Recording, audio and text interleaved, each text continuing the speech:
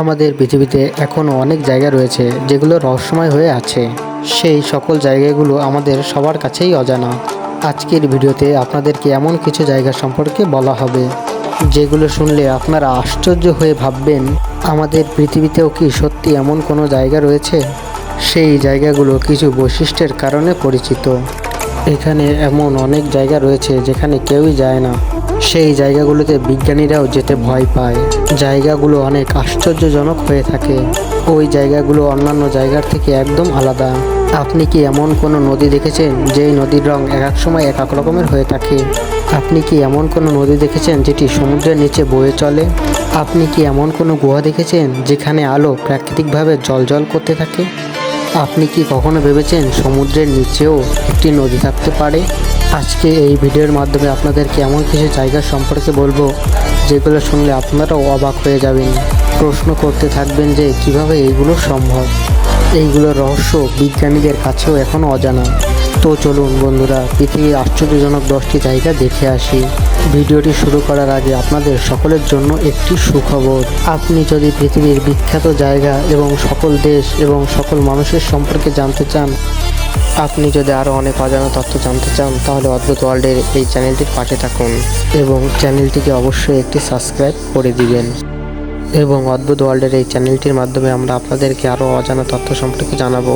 চলুন ভিডিওটি শুরু করা যাক। Colourful river. আমরা যখন নদীর কথা ভাবি তখন আমাদের মাথায় বয়ে চলা নদীর ধারা এবং ঝর্ণা এ সকল কিছুই মাথায় আসে। আপনি কি কখনো রংধনু নদীর কথা শুনেছেন? কলম্বিয়ায় অবস্থিত। নদীর রং বিভিন্ন রকম দেখায়। এই পানি অন্যান্য নদীর মতনই, কিন্তু অনেকে বলেন যে শ্যাওলা থাকার কারণে এই নদীর পানি রঙিন। এটা সত্য নয়। আসলে সত্যটা হলো এই নদীর ভিতরে এক ধরনের গাছ থাকে এবং বিভিন্ন আবহাওয়াতে এদের রং পরিবর্তন হতে থাকে। কখনো লাল, কখনো সবুজ, কখনো বা অন্য রকম। এই জন্য আমরা এই নদীর রং নানান রকম দেখতে পাই। এই নদী রঙিন ও আশ্চর্যজনক হওয়ার কারণে পৃথিবীর কাছে বিখ্যাত। মাউন্টেন্স পিলার্স, পাহাড় তো আপনারা সবাই দেখে থাকবেন। পাহাড় দেখতে খুবই সুন্দর এবং এটি বিশাল আকারের হয়ে থাকে। কিন্তু চীনের ন্যাশনাল পার্কে অবস্থিত এই পাহাড়গুলো সম্পর্কে আপনারা হয়তো শুনেন নাই। এখানকার পাহাড় অন্যান্য পাহাড়ের থেকে সম্পূর্ণ আলাদা, কারণ অন্যান্য পাহাড় লম্বা ও চওড়া হয়, কিন্তু এই পাহাড়গুলো লম্বা ঠিকই, কিন্তু অতটাও চওড়া নয়। এই পাহাড়গুলো অন্যান্য পাহাড়ের থেকে সম্পূর্ণ আলাদা এবং অনেক লম্বা হয়ে থাকে। এই পাহাড় দেখে সুপারহিট মুভি অ্যাভাটারের মুভি শট নেওয়া হয়েছিল। এই পাহাড় পার হওয়ার জন্য ক্যাবেল লাইনের ব্যবস্থা করা হয়েছে এবং এটি অনেক লম্বা ক্যাবেল লাইন। সমগ্র বিশ্ব থেকে এই পাহাড় দেখতে অনেক লোক আসে নানান জায়গা থেকে। খুব কম সংখ্যক লোকে এই ক্যাবেল লাইনে চড়ার সাহস করতে পারে।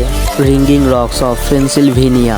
যদি পাথরের কথা আলোচনা করা হয় তাহলে এমন অনেক পাথর আছে যেগুলো আপনাকে চমকে দিবে, কিন্তু এমন অনেক পাথর রয়েছে যেগুলো আপনাকে চমকানোর সাথে সাথে শান্তিও দিবে। আমেরিকার পেনসিলভেনিয়া রাজ্যে থাকা একটি সুন্দর মিষ্টি আওয়াজের ধ্বনি বের হয়ে থাকে।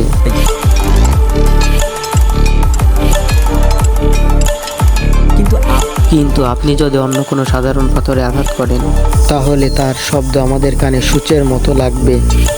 পেনসিলভেনিয়ার এই পাথরে যে কেউ আঘাত করলে একটি সুন্দর শব্দ বের হবে। প্রথমে এই পাথর সম্পর্কে কেউই জানতো না। পরে যখন জেনেছে তখন নানান ধরনের লোক এখানে এসে এই পাথরের রহস্য উদ্ঘাটন করার চেষ্টা করেছে। অনেকে এইখানে আসে এই পাথরের মিষ্টি আওয়াজ শোনার জন্য, কিন্তু এটা কেন হয় তা কেউই জানে না। আইস ক্যাপ। আইসল্যান্ডের এই গুহা তার সৌন্দর্যের জন্য অনেক বিখ্যাত। সারা বছর বরফ জমে থাকার কারণে এটিকে পাহাড়ের মতো দেখতে লাগে।